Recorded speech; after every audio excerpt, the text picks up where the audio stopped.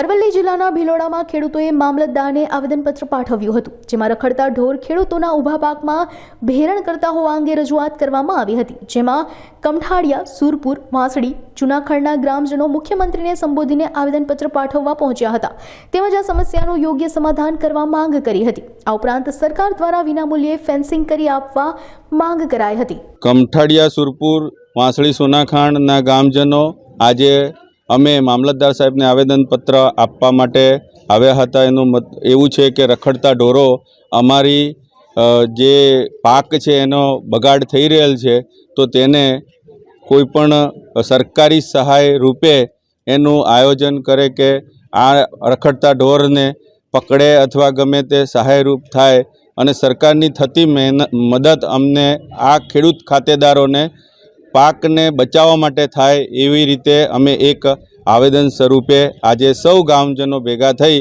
અને આ આવેદનપત્ર આપેલ છે। તો વિનંતી કરી છે કે સાહેબને કે આજે આ અંગે યોગ્ય કાર્યવાહી થાય।